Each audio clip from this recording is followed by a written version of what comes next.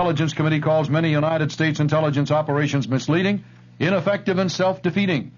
Federal Appeals Court orders New York City to quickly impose tolls on the free city bridges. Nursing home employees free to strike tomorrow morning.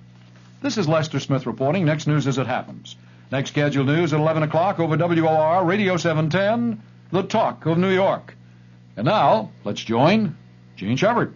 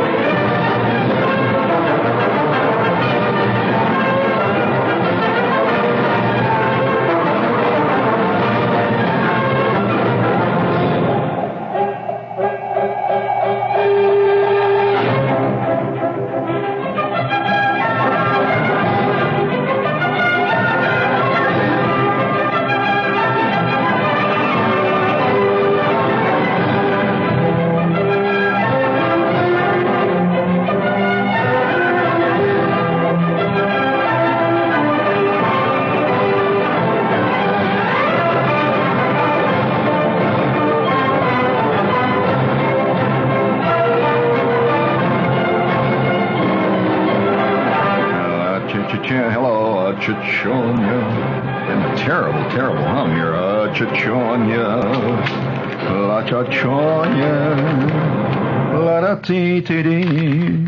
La da da da da. Any hum you hear on tonight's signal is jamming by jealous stations. La da ti di di. La Chichonia. La da di. All right, it's time once again to give a salute to contemporary culture. Oh, hooray, hooray, hooray, hooray, hooray. Yes, sirree, we're marching upward and onward. Ever forward we are going.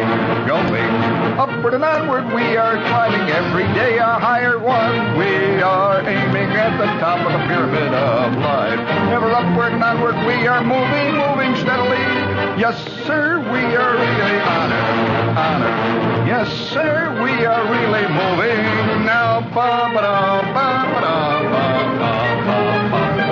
thank God I am a 20th century man. Oh, thank God I wasn't born a squirrel or a turtle. I am born one of God's noble creatures.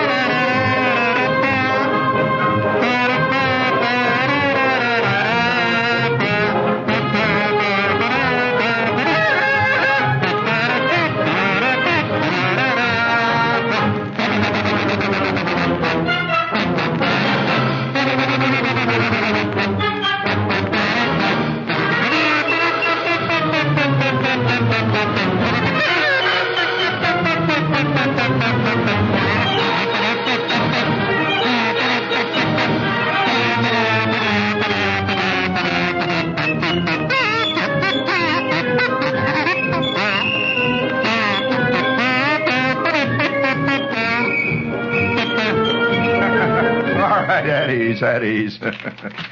Yeah, always want them. You always got to leave them wanting more. Hello, test. Wait, I've got to fix this thing up here. It's just giving me more trouble here. Hey, hello, test. Hello there. Yeah. Let me here. I'll plug this plug in. There, I'll plug this in now. Get everything adjusted here. I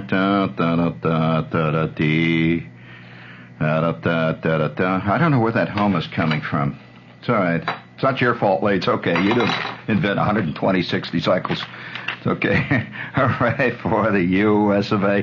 Oh, the reason that I picked tonight, after all, it's the beginning of the week. And you can always be serious at the beginning of a week, can't you? Of course. And it's as the week gets on and things get sillier and sillier, and events pile up during the week, you can then give in to your Harpo Marx tendency and start blowing horns and flapping your lips and yelling and hitting guys with pig bladders and stuff like that. It's in a well, sure you can.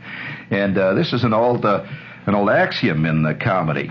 You can start out low key, see, and by the end, you're squirting the audience with seltzer water, and you leave in a cloud of confetti and recriminations. Before we go any further, recriminations? What's that? You don't like that, huh? Well, James Joyce got famous inventing words. What's the matter with me there? However, getting back to what I was about to say, there's a current, always is a belief, I guess it goes all the time with man, and that is that he's living in times that are finally enlightened. That man has fun. Yeah, oh yeah, it was a common belief that at any time the people of the past were abysmally ignorant. And, we kind of chuckle about them, the dumb things they knew and thought. But we've arrived at the age of enlightenment. In fact, they even, there are some guys that believe this so much. Did you know that I heard recently on an interview, this guy says, well, of course, we are living in the age of total awareness. What a crock of banana oil that is. That's like the sublime, and of course he was implying that he was one of the leaders of the awareness crowd, totally aware of the world. And somebody sent me a textbook. Now, yes, I from time to time when I go down to old bookstores, like down on 4th Avenue, you sell these old books and used books and stuff. You can buy old textbooks. Now, most people don't buy old textbooks. They buy other things, like old copies of Hemingway. But I buy old textbooks, and I have, for example, I have an 1868 geography book, and that's a fantastic textbook. Now, hold on a minute. For all of you who believe that your textbooks are dispensing truth, I would like to read right now here, I have an 1850 textbook. This is the real thing. This is not a reprint. It's an 1850 textbook called A Guide to the Scientific Knowledge of Things Familiar. Hey, that's a great title, and it's by the Reverend Dr. Brewer of Trinity Hall, Cambridge. Now, that's about as official a university you can get. Cambridge, right? And, of course, back in this period in 1850, the reverends of the period occupy the same place that in today's life doctors occupy. An MD today used to be scientist, but a doctor today occupies a very special place. So if a doctor is asked about sex, now he may be a eunuch himself, he may know nothing at all about sex, but he's considered he's an expert on it. He's a doctor. Doctors are experts on politics. This is called the Dr. Spock syndrome. A doctor is an expert on universal things in our time. Now, in 1850, it was the Reverend. The Reverend was the universal expert on anything. So this is the Reverend Dr. Brewer of Trinity Hall, Cambridge. Now, that's very official. And I read the title of the book here even further. It says, he is the Lord Master of King's College School, Norwich. Now, that's pretty official. He's the Lord Master. And there's a lot of Latin quotations. Whenever you want to really give the people what they want, preface what you're about to say with a Latin quotation. And there's no argument about that. Now, the book was published in New York in 1850 by James Miller of 647 Broadway. I wonder what's at 647 Broadway now. A little place where they sell used buttons, probably. But nevertheless, in those days, it was a really top flight publishing house. They published books, that came out under the Cambridge University imprint. Now, here are some of the statements he makes. And he does not say, it is my opinion. This is stated as fact, just as so many things in your textbooks are stated as fact. All right, here, for example, question. This book, by the way, is in the question and answer form. All the way through, it's questions and answers. The scientific answer and the question about it. For example, today you would say, what is an IC? Or what is a transistor? Well, he would then answer. All right, here's what the question is. Why does lightning turn milk sour? This, incidentally, is under the general heading of the electrical phenomena. Now, you smile, see? Look at that smile.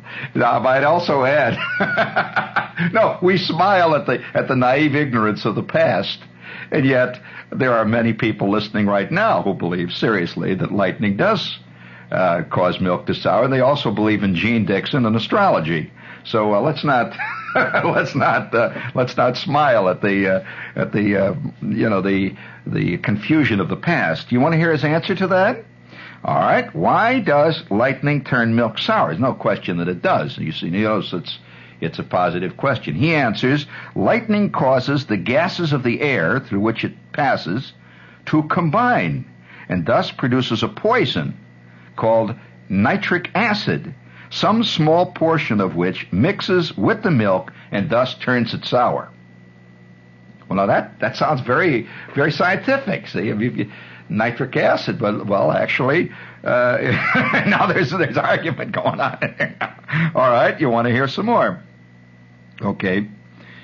I'll give you some other questions that might. Okay. All right. Okay, does oxygen and nitrogen combine, if only mixed together, in common atmospheric air? Quote, they only mix together as grains of sand would do when shaken in a bottle. The oxygen and nitrogen combine. They do not constitute air, but acid poisons. Oh, here's a good one for you. Now, this may have not occurred to you. Question, why does lightning turn beer sour, although it is contained in a closed cask? Because if beer be new and the process of fermentation incomplete, lightning will so accelerate the process as to turn the sugar into acetic acid at once without passing through the intermediate state of alcohol. Now remember, this man is a scientist of his day. He's not just a reverend. He's a scientist, You must understand. Why is not old beer and strong porter made sour by lightning? Well, it's obvious, because the fermentation is more complete and therefore is less affected by electrical influence. Why does lightning purify the air? Well, now, you know what this question is based on. That's based on the idea that when lightning does pass, is discharged. It doesn't really pass through the air, it's discharged. When lightning is discharged, there is a byproduct of this called ozone, O3, right? Okay, and you smell this, and this is it's purify the air, see? But here's what he says, why does lightning purify the air? For two reasons. First, because the electric fluid, remember, they considered electricity in those days an actual fluid. It was considered like we consider water an element that it's an entity. Electricity was called a fluid in those days. It was just like stones and so on. Electricity was always in something, but to bring it out, it took certain things, you see, to happen. Anyway, why does lightning purify the air? Well, for two reasons. First, because the electric fluid produces nitric acid in its passage through the air. Okay. Second, because the agitation of the storm stirs up the air. That's why Yes, this is WOR, New York. Okay. Now, do you want to hear another one? How does the production of nitric acid purify? Well, now you don't want to get in. You want to get into some other things here. Now you've heard this, about electricity. Now here we can go to. Let's see. How about friction? Now, would you like to know what he says about friction? Okay. What is meant by friction? Well, it's the act of rubbing two things together. Well, that's pretty logical. That's very, very right on. Now, here's where he gets interesting. Only in the 50s, 1850s, would he give this kind of an illustration. Answer is the act of rubbing two things together, as the Indians rubbed two pieces of wood together to produce a fire. He didn't. The Indians were around in 1850. In fact, this was some 25 years before Mr. Or General Custer's debacle. Well, it was about 30 years before he really got it.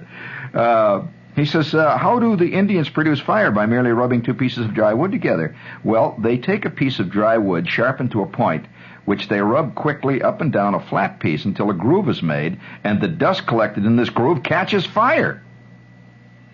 Well, why does the wood catch fire? It's a good question. He says, well, because latent heat is developed from the wood by friction. Now we're getting there. He says the best woods for this purpose are boxwood. So try that. I didn't know that, but boxwood works better than any other kind of wood. He says, do not carriage wheels sometimes catch fire? I didn't know that. That'd be a great bit in a John Wayne movie, the carriage wheels catching fire. He says, yes, quite frequently, when the wheels are dry or fit too tightly or revolve very rapidly. Well, that would be a beautiful bit in a Western, his wheels catch fire. See, he says, why do the wheels catch fire in such cases? Well, because the axle tree disturbs the latent heat and produces ignition. Now, I have a reason for telling you all this, because you see, remember, I'm not making fun of the past, because this is, this was the knowledge of the day, and these were intelligent people. And, all the way on through, you can just read practically every question here is got curious misinformation involved in it. But, was it right, or have we replaced a lot of this with other misinformation? Now that's a good question. See, we don't want to, bring that up because he's got some great stuff in here about decaying vegetables. See, because he believes that decaying of a vegetable. He says, why does a vegetable decay? He says because time releases the noxious gases that are contained by all vegetables. They didn't understand the what we call it, the decaying process and so on. They believed that it was a noxious gas that was in every peach, for example, and that if you left it sit a while, the noxious gas would start coming out and therefore produce decay. So, little things like that, you go right down the line. There's a great piece in here on teeth, for example. What causes the decay of teeth? Well, there are certain materials in foods, he says. The dentine is full of little tubes filled with lime. And there are certain things in foods, certain noxious gases, which react with the lime and form various acids. You see, so, well, he may be just about. Why does creosote cure toothache? Well, creosote acts as a caustic and burns away the mortified bone, or ulcer upon it, which produced the pain. And when the mortified bone is gone, the pain will go. So, you could sit here by the hour. Incidentally, they have a little plug here in the back in 1850. It says, don't forget the children. There are many great children's books which we publish, including Little Rudy and other tales by Hans Christian Andersen, who at that time was a contemporary dynamic writer. The Mud King's Daughter and Other Tales by Hans Christian Andersen. The Life and Adventures of Robinson Crusoe, which was it's a new edition.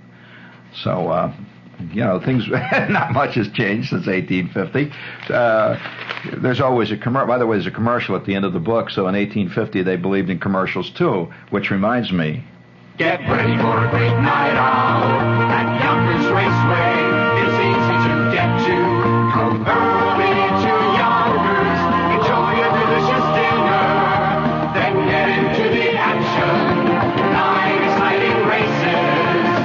You'll have a great night out at Yonkers. Yeah, Yonkers. Let's see. Let's get to this here. Yonkers, yes. Tomorrow night is Fan Appreciation Night at Yonkers. Free grandstand admission. That's right, you get in free. Free grandstand admission. Post time is 8 p.m., so come on out to Yonkers Raceway. My name's Tony. My name's Barbara. I'm going to London this summer for 1 week. So am I. I'm going with my wife. I'm going with a friend. I'm flying on a scheduled airline, and I'm paying economy fare. I'm flying Pan American Airlines with an Etsia charter package. What's Etsia? European Travel Service in America. They're travel experts in the charter field. I'm paying $1,612 for my wife and me. I'm paying $798 for my friend and me. I have to pay extra for hotel, transfers, taxes, and meals. I have to pay extra for lunches and dinners, but I get the new Tower Hotel, transfers, taxes, and American breakfast. You mean you get round-trip air on Pan American 747s, the Tower Hotel, transfers, taxes, and breakfast for less than half of what we're paying just for the airfare? Yep. I feel like a dummy. For information and reservations, call toll-free 800-243-4754. That's 800-243-4754. In Connecticut, call 453-6531. Or write Etsia at 576 Fifth Avenue, New York. Or call your travel agent. Welcome to Kava Close-Up. Tonight, Professor Cosmos will discuss his new book, Common Kava Myths. Professor, what are these myths about Kava instant coffee? Well, first off, Kava does not come from Borden. Oh, who does bring us Kava? Little green men from the planet Kavatron. It's no myth. Kava is the coffee star from Borden. Kava is rich, smooth, never bitter, because Kava is the only coffee that's 90% acid neutralized. Why 90%? I'll tell you why. The planet Kavatron is 90 light years from Earth. This is so silly. There's nothing silly about the taste of Kava. Have a cup of Kava. What a cup of coffee. Kava comes in 4-ounce and 8-ounce jars, and little green men come in 4-ounce and 8-ounce sizes. Tune in again when we're all brought to you by Kava, the great smooth-tasting instant coffee with the really ugly label. Kava, it really is from Borden. Pow, pow, pow, pow. Let's see, how much can you get for $5 today, huh? Well, let's see, you can put it on Honest Pleasure. Probably get back $5.03. You can't get much for $5, right? But in the 1940s, you could, according to this copy. Well, the real fallacy in this copy is, of course, in the 1940s, it was not easy for a guy to have $5. Well, anyway, the Long Island Press is recapturing the 40s. Listen to this. For only $5, you can advertise your car for 3 days in the classified section of the Long Island Press. Why don't you take out an ad about your car, Tony? You know, it says, I got a great car. I just want to say thank God for my Buick. It's wonderful. And just leave it there, you know, a little. or I got a lemon. I want to warn all you guys. Well, anyway, just $5 for 3 days. It's fun. That's some big buy in today's troubled economy, right? And furthermore, you reach the widest coverage of any Long Island newspaper, over 1 million people. So quick, get a pencil, call the Long Island Press, bring back the old days when $1 was $1. Write an ad. There's one country where you could have a different cheese every day of the year, and a different wine along with it. Ah, the French. When they do something, they do it with flair. And Air France, definitely French, shows its flair by offering the Carly's holiday that flies you to Paris and gives you a car for 3 weeks, unlimited mileage, full insurance for the astoundingly low price of $569 per person, double occupancy. With this 22 to 45-day holiday and the car, you can take off on your own to discover the cheeses, the wines, the chateau, the cuisine. Ah, mon ami, to give you a car for 3 weeks and airfare for $569 for less than the regular airfare to Paris. Ah, that's Flair. For information and any tour restrictions, speak to your travel agent or call Air France. When Air France does something, they do it with flair. 1600 Pennsylvania Avenue, the address of the White House.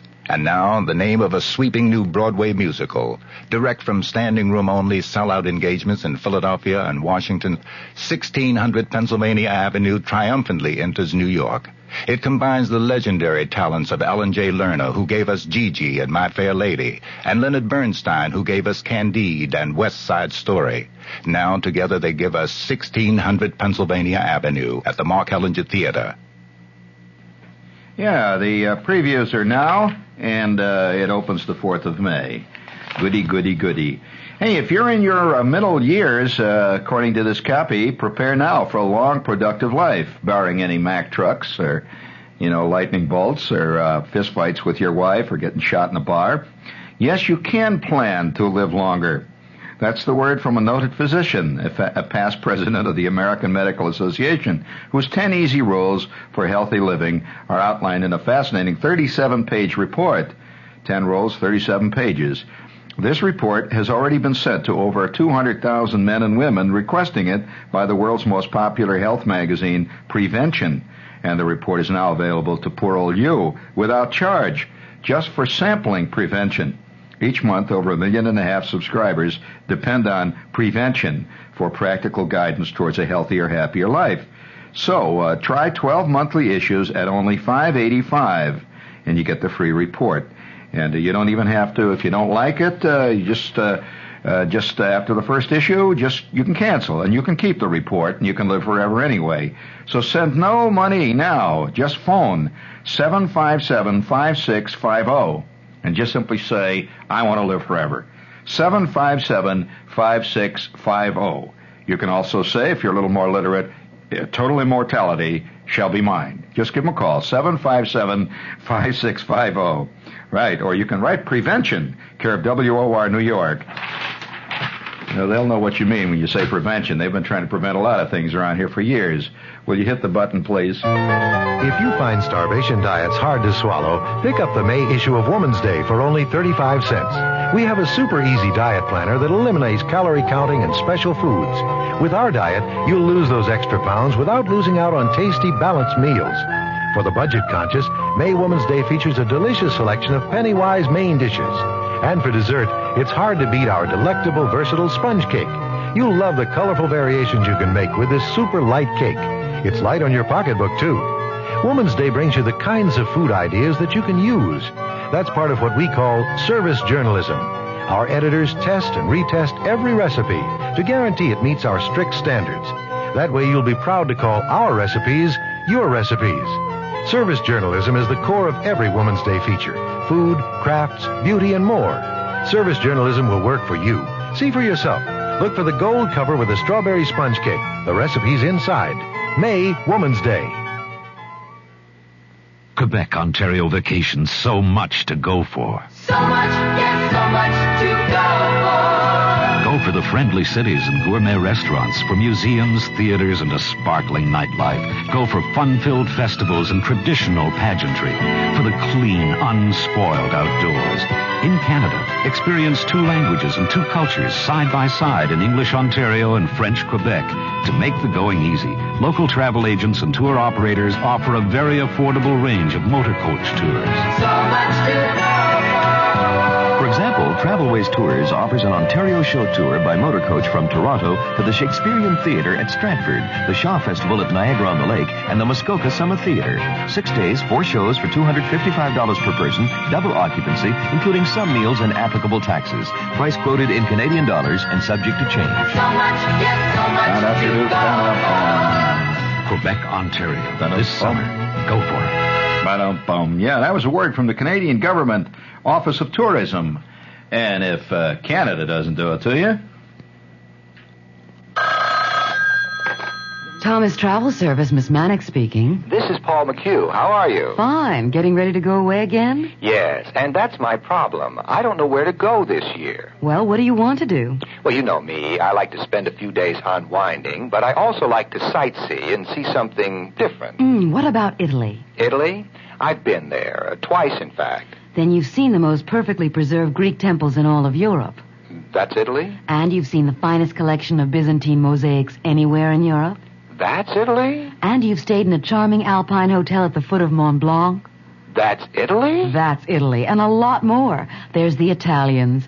I think they're the warmest, friendliest, and most helpful people to tourists in all of Europe. Start planning my itinerary right now, and be sure you include all those places I haven't seen before.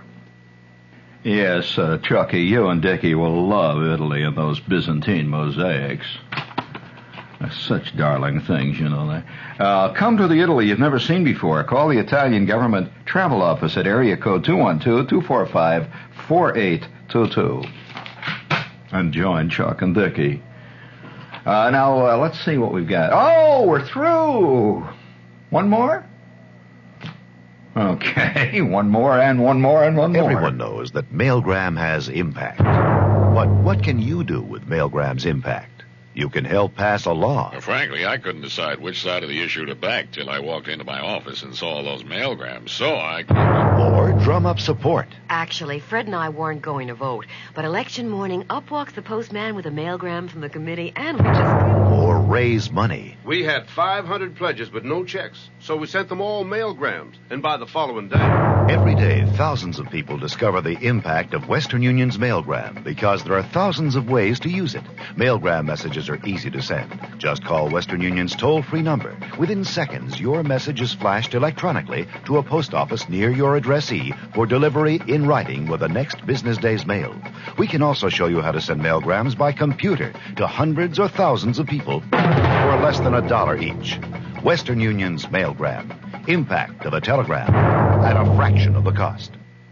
Okay, fine. That was exciting, wasn't it? Those little dramas, real-life dramas. Why don't you send a mailgram to yourself and remind yourself that you're alive, huh? You know how excited you get when you get a telegram, right? Right, okay. You want to hear another question? For example, here's from that 1850 textbook, and I'm going to read a question to you and see if you can answer this. Now listen carefully. Can you answer this, Lee? This is a question in the physiology department. We all have a physical body, and you should know something about it. Okay, what is the cause of animal heat? The heat in the human body. Did you say vodka? Oh, girls. Well, no, that's your animal heat. But what causes her? Oh, you. I see. I understand. All right. But what does cause you to be at the bodily temperature? What is your temperature? What is it? What is the official temperature? 103.7? 96.4? Or 94.6? Or 98.4? Or 98.6? Or 96.8? Which is it? 98.6. Well, why are you at 98.6 when, let's say, the temperature around you is at 40 degrees, or we'll say 115? Where does that temperature come from? Well, here's the answer. You don't know? In other words, you better not laugh at these guys. You're just as...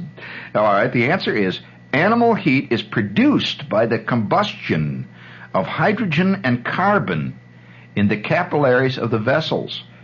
The capillary vessels. That means then that there's a little fire in there going on. There's a fire going on in you. There's this little fire, and it's a combustion going. And so the next question goes on there. It says,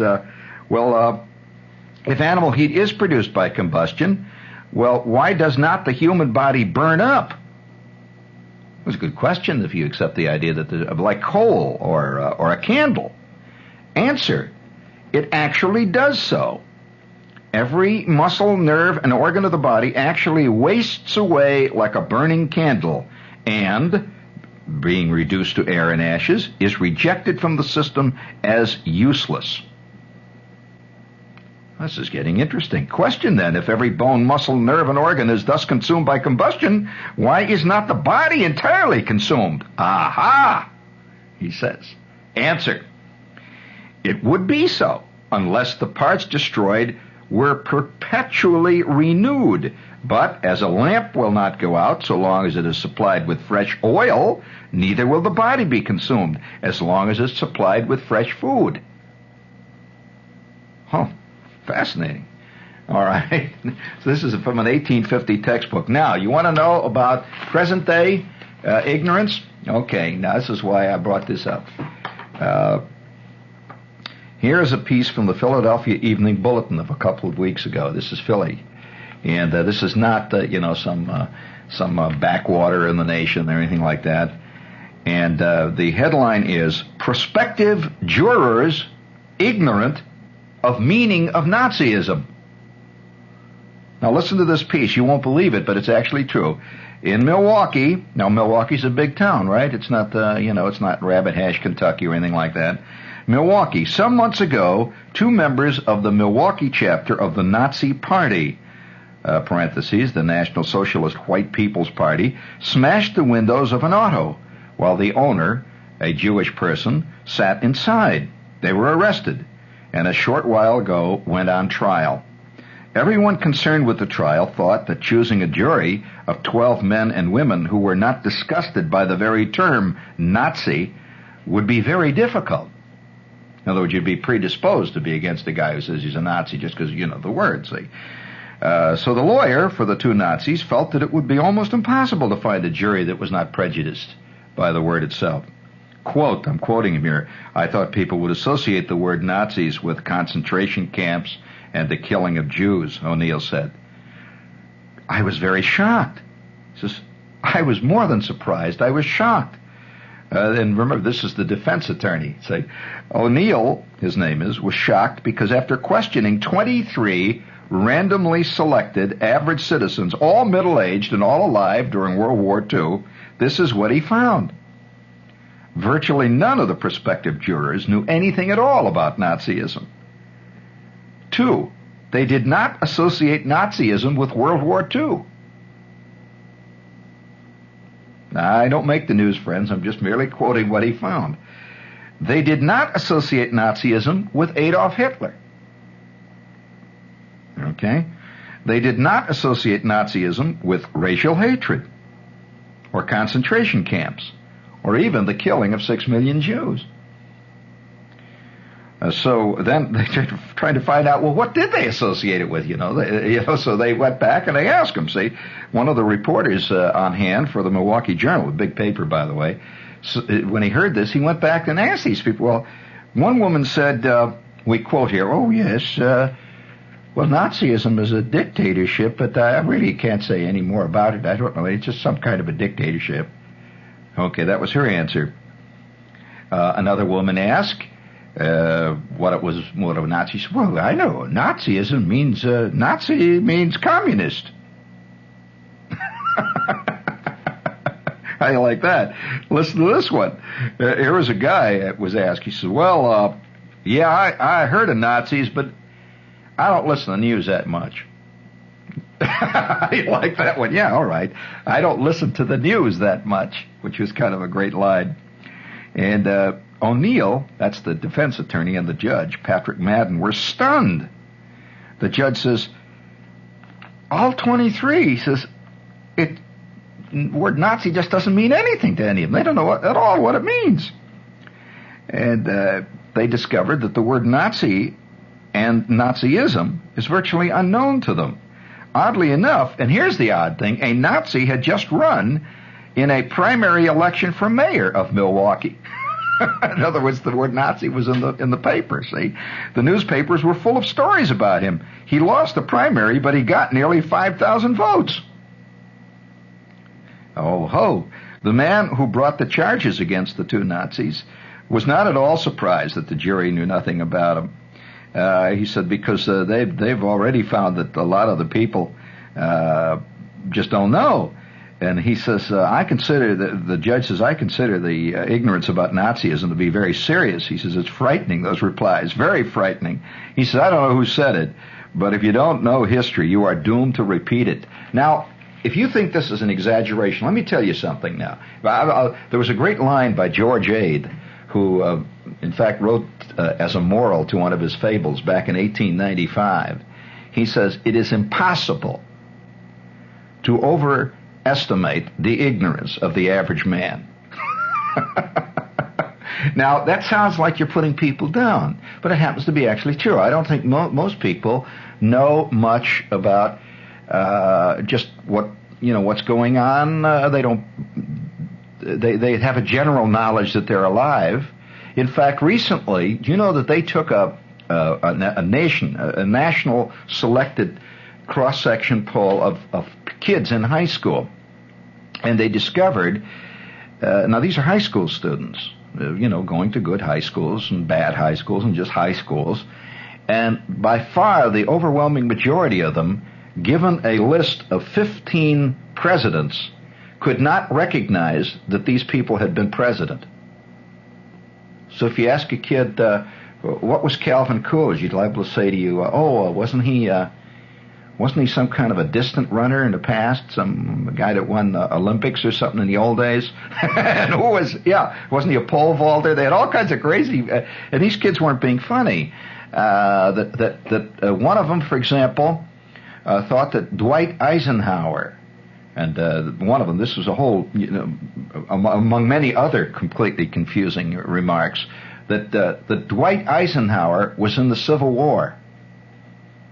And the idea that he'd been president just never occurred to any of them. So it's now I remember. Now at first I thought, if you're in media, you learn a lot of this stuff probably much quicker than people who are in education. Where you hand something out to a person and then you ask him whether he learned it later.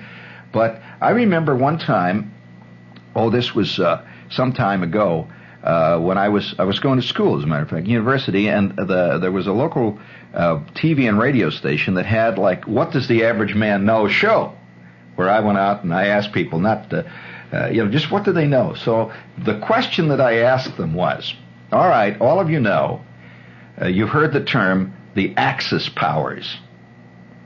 World War II, there were two groups battling each other. They were called the Allies and the Axis powers. Do you know that I asked 3 people in a row, and of the 3, not one of the 3, and these were all people who were, say, in their 40s, could tell me whether we were in the Axis or the Allies. Now, I'll tell you one of the funniest ones.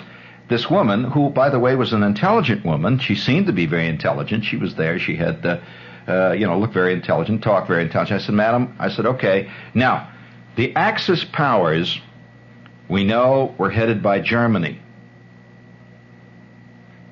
One of their partners was a country that had as its flag the rising sun. And another country that they had that was in it was shaped like a boot. I said, now, can you tell me those 2 countries? There was a long pause, and she says, oh, yes, the Philippines. It's a rising sun. I said, all right, madam. I just went right on. So he says, all right, madam, you've got 1/3 of the question now. The Philippines have this flag as the rising sun. Now, what country was the last one that's shaped like a boot? She says, a country shaped like a boot. I said, I'll give you a clue. They had a dictator named Il Duce. Il Duce.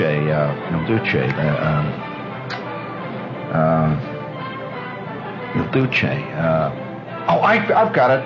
I said, yes. I figured, at last we're getting the truth. She says,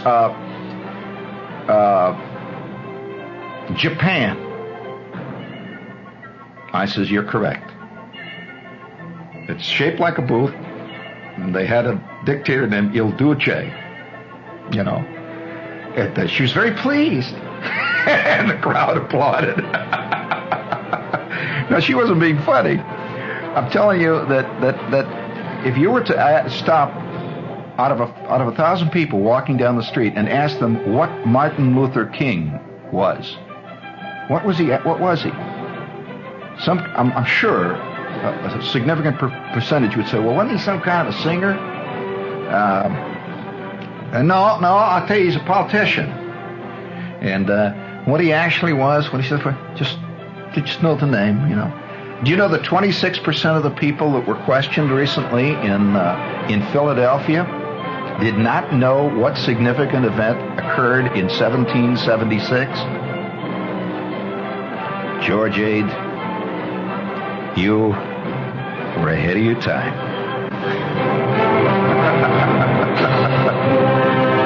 Hey, Ma, what's Pearl Harbor? Well, she's on that hillbilly program, the Grand Ole Opry. This is WOR New York. Stay tuned for In Conversation.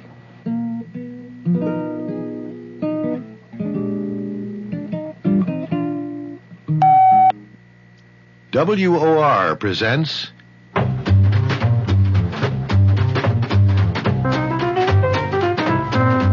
In Conversation, a series of discussions meant to enlighten and involve you, the listener. Our host for today's program is the author and critic, Leonard Harris.